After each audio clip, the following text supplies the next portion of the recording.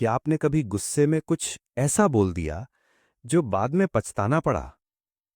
या किसी मौके को सिर्फ इसलिए खो दिया क्योंकि डर ने आपको जकड़ लिया?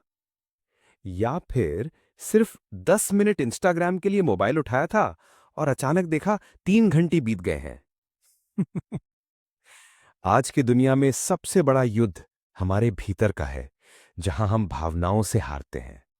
लेकिन हजारों साल पहले हिंदू शास्त्रों ने इसका हल बताया था, और आज की साइंस भी उसी रास्ते पर चल रही है। जब हम गुस्से, डर या लालच में होते हैं, तो हमारे दिमाग का एक हिस्सा, एमिगडाला, हमारे सोचने की शक्ति को बंद कर देता है। इसे न्यूरोसाइंस कहता है एमिगडाला हाईजैक। यानी भावना है हमारे विवेक को हाईजैक कर लेती हैं। ठीक वैसे ही जैसे अर्जुन कुरुक्षेत्र में खड़ा हुआ था, भय और मोह में उलझा हुआ। तब श्री कृष्ण ने कहा, उद्धरेदात्मनात्मनम, अपने मन को स्वयं उठाओ। आत्मज्ञान से बड़ा कोई बल नहीं। यही है पहला कदम। आज का युवा बार बार फोन अनलॉक करता है। हर नोटिफिकेशन एक छोटा सा नशा बन चुका है, क्योंकि हर लाइक, हर स्क्रोल पर दिमाग में आता है डोपामिन। ये हमें खुश होने का भ्रम देता है, पर बार बार इसका रिलीज मोटिवेशन गिराता है, चिंता बढ़ाता है।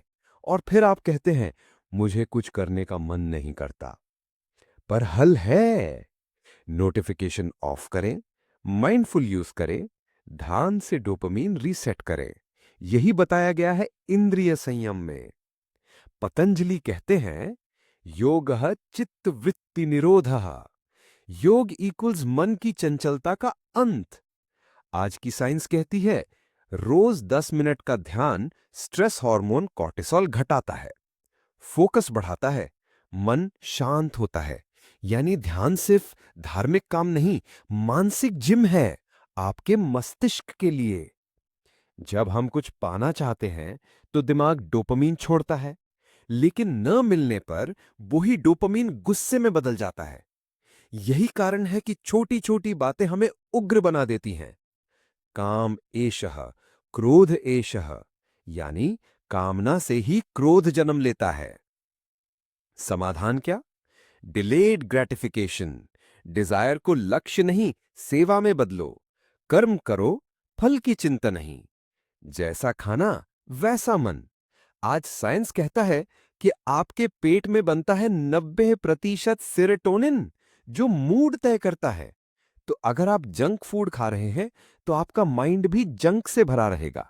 सात्विक आहार इक्वल्स शांत मन।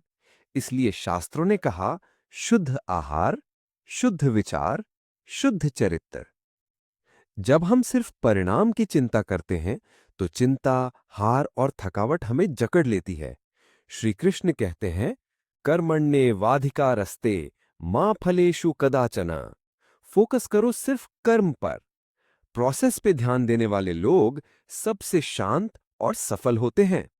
सच्चा साहसी वो नहीं जो लड़ता है, बल्कि वो है जो भावनाओं में बहता नहीं।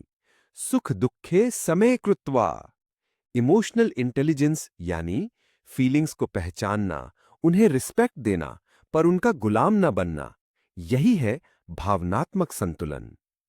धर्म का मतलब सिर्फ पूजा नहीं। धर्म इक्वल्स आपके जीवन का नैतिक दिशा चिन्ह है। जब आप सत्य, संयम और सेवा के साथ चलते हैं, तब मन शांत, भावनाएं संतुलित और सफलता स्थायी बनती है। यही सिखाया गया है रामायण, गीता और उपनिषदों में। भावनाएं दुश्मन नहीं है, लेकिन अगर आपने उन्हें नहीं साधा, तो वे आपके जीवन की दिशा तय करेंगी।